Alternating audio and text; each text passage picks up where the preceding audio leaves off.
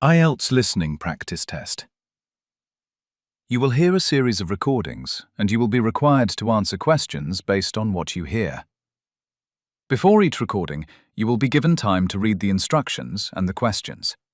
You will also have an opportunity to check your answers. Each recording will be played once only. The listening test is divided into 4 sections. At the end of the test, you will be given 10 minutes to transfer your answers to the answer sheet. Now, turn to Section 1. Section 1. In this section, you will hear a conversation between a woman and a police officer. The woman has lost her laptop while travelling on a local bus, and she is reporting the incident at the police station. Your task is to listen carefully and complete the questions based on the information you hear. First, you have some time to look at questions 1 to 5.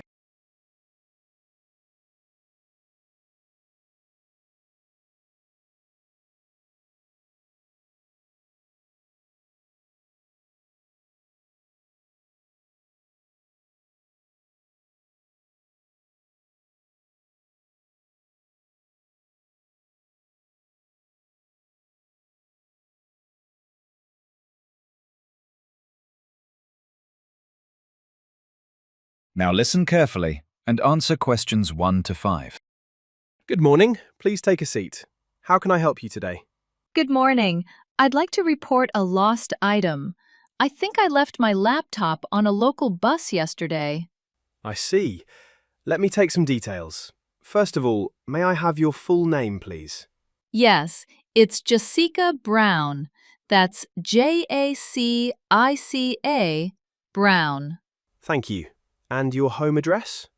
It's 24 Greenway Road, London. Sorry, Greenway is spelled Greenway. No problem. And the postcode? It's SW16 4RB. Thank you. Now, can I have a contact phone number?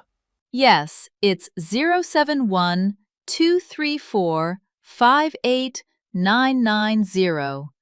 Sorry, let me repeat that. 071 234 58990. Got it. Do you also have an email address?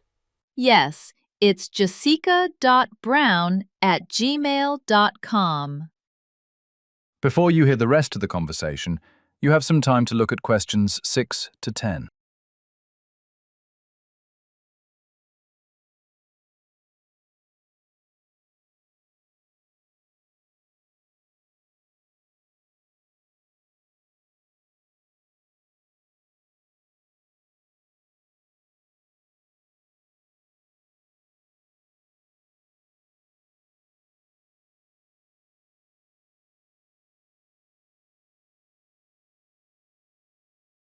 Now listen the questions and answer 6 to 10. Thank you.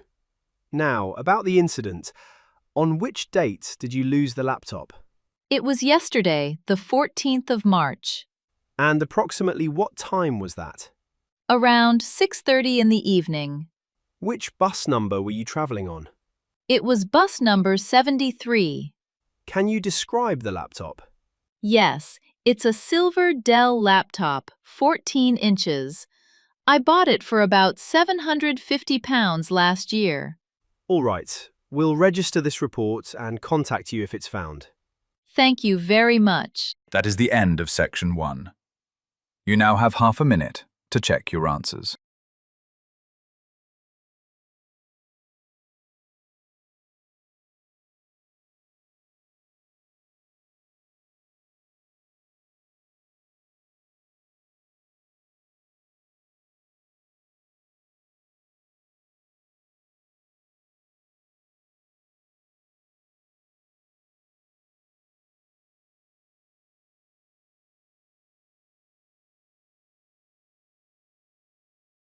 Now turn to Section 2.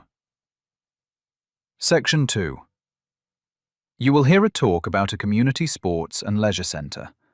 First, you will have some time to look at questions 11 to 20.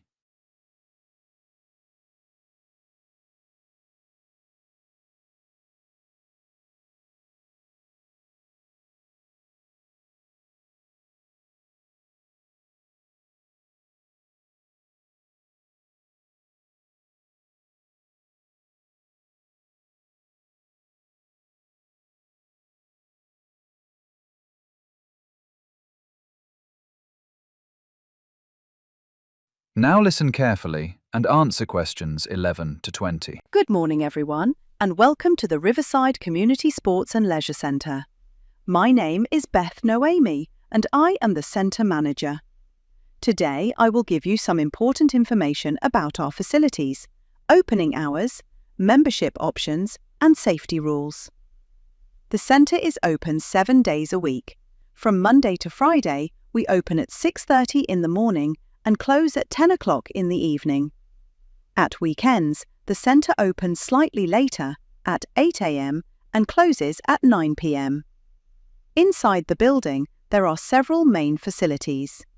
On the ground floor, you will find the reception desk directly opposite the main entrance.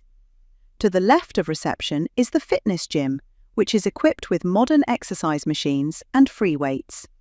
The swimming pool is located behind the gym and includes a separate shallow pool for children. On the first floor, there are 2 indoor courts used for badminton and basketball. These courts can also be booked for other activities, such as table tennis.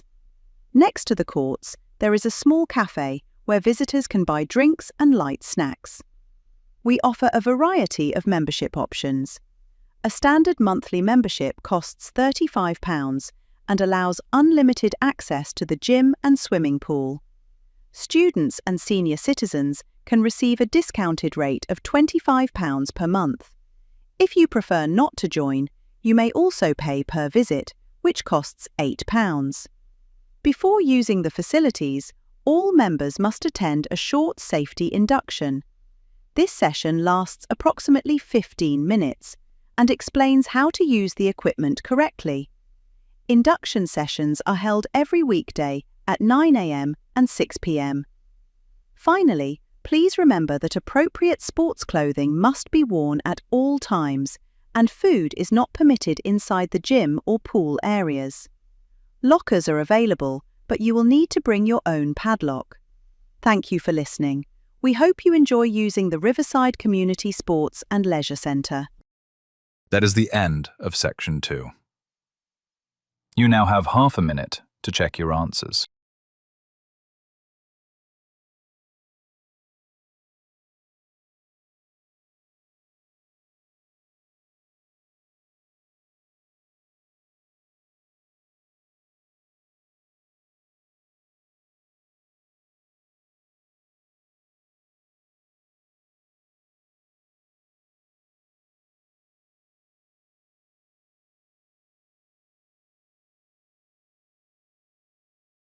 You now turn to Section 3.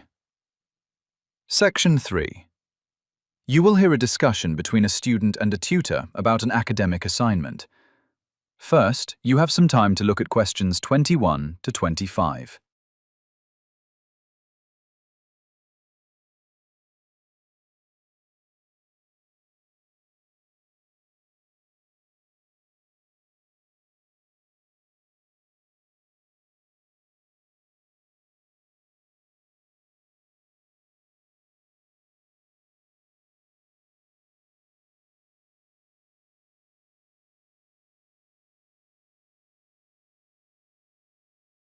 You now listen carefully and answer questions 21 to 25. Good afternoon, Sarah. Come in and take a seat.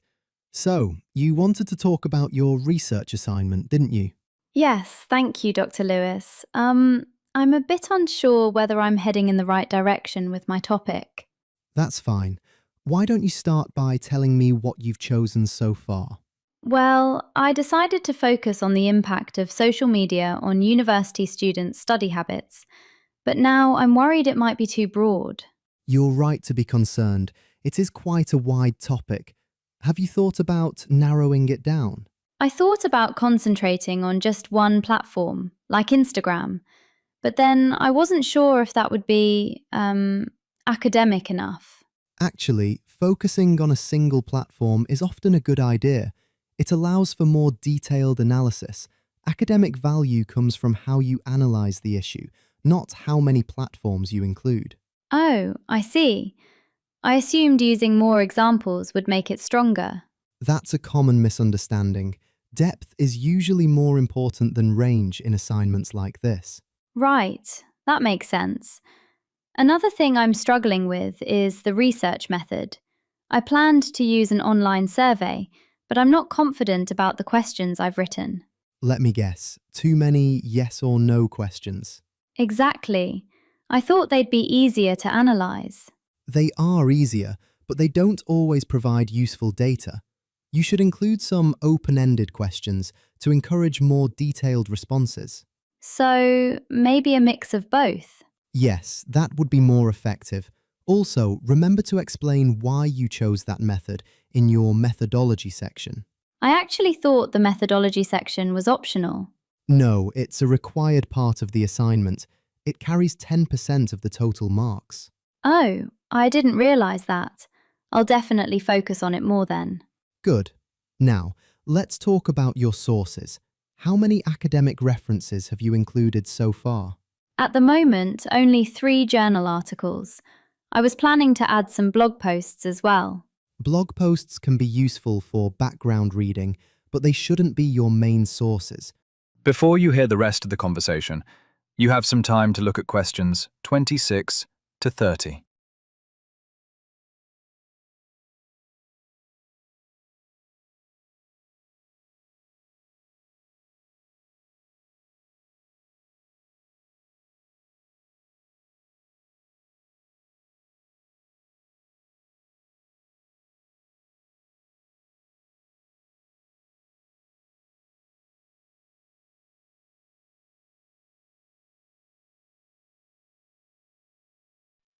You now listen and answer questions 26 to 30. You're expected to use at least 8 academic references. 8? I thought the minimum was 5. It used to be, but the requirement changed this year. Ah, okay. I must have missed that announcement. It happens. Just make sure you use recent sources, ideally published within the last 10 years. Got it. One last question. The word limit is 2,000 words, right? Yes, but you can go 10% over or under. Try not to exceed that range. All right, that clears things up a lot. Thank you so much for your help. You're welcome. Send me a draft by next Friday and we'll review it together. That is the end of section 3. You now have half a minute to check your answers.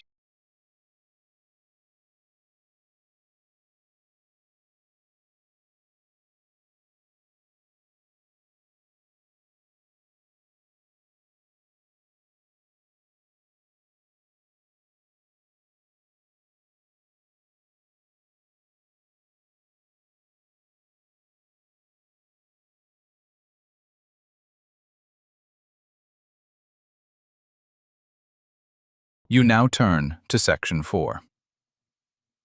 Section 4. You'll hear a talk on the subject, how human memory works, and the factors that influence long-term learning. First, you have some time to look at questions 31 to 40.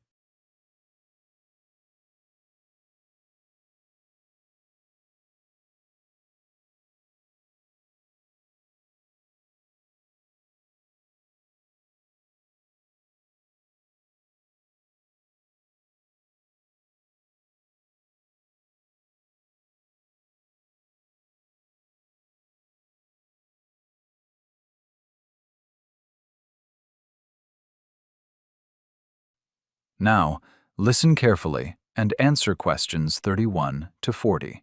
Memory is a fundamental cognitive process that enables humans to store, retain, and retrieve information. In educational psychology, memory is closely linked to learning, as the ability to remember information directly affects academic performance. Researchers generally agree that memory is not a single system, but rather a set of interconnected processes that operate at different stages. One widely accepted model of memory divides it into 3 main types: sensory memory, short-term memory, and long-term memory. Sensory memory is responsible for holding information from the senses for a very brief period, usually less than 1 second. For example, When you briefly see an image after closing your eyes, this is sensory memory in action. Most sensory information is lost almost immediately unless attention is directed towards it. Short-term memory, sometimes referred to as working memory, temporarily stores information that is actively being used. Its capacity is limited. Research conducted by psychologist George Miller suggests that most people can hold approximately 7 items, plus or minus 2, in short-term memory at one time. This limitation explains why complex information must often be broken into smaller units, a technique known as chunking. Long-term memory, by contrast, has a much larger capacity and can store information for extended periods, ranging from minutes to a lifetime. Long-term memory is commonly divided into 2 categories: declarative and procedural memory.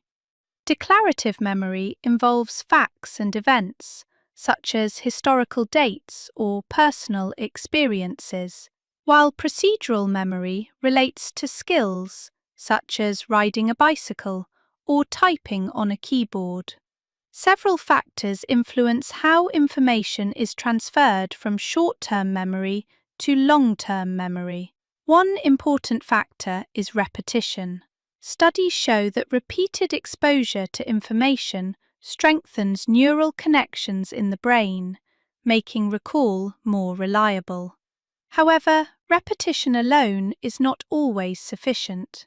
Meaningful learning, which involves understanding and making connections between ideas, is far more effective than rote memorization. Another key factor is attention. Information that receives focused attention is far more likely to be stored successfully. For instance, students who multitask while studying often retain less information than those who concentrate on a single task. This occurs because divided attention reduces the brain's ability to encode information accurately. Emotion also plays a significant role in memory formation. Events associated with strong emotional responses tend to be remembered more clearly. Neurological research has shown that the amygdala, a region of the brain involved in emotional processing, interacts closely with memory systems. As a result, emotionally charged experiences are often stored more deeply in long-term memory. Sleep is another essential component of effective learning. During sleep, particularly during deep sleep stages, the brain consolidates newly acquired information. Research from sleep laboratories indicates that students who obtain sufficient sleep after studying perform better on memory tests than those who remain awake. This demonstrates a clear cause-effect relationship between sleep and memory retention. Environmental context can also influence recall. This phenomenon, known as context-dependent memory, suggests that people remember information more easily when they are in the same environment in which learning originally occurred. For example, students may perform better in exams held in familiar classrooms compared to unfamiliar locations.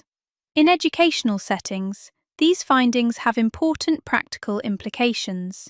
Teachers are encouraged to design lessons that promote active engagement, encourage understanding rather than memorization, and allow time for revision.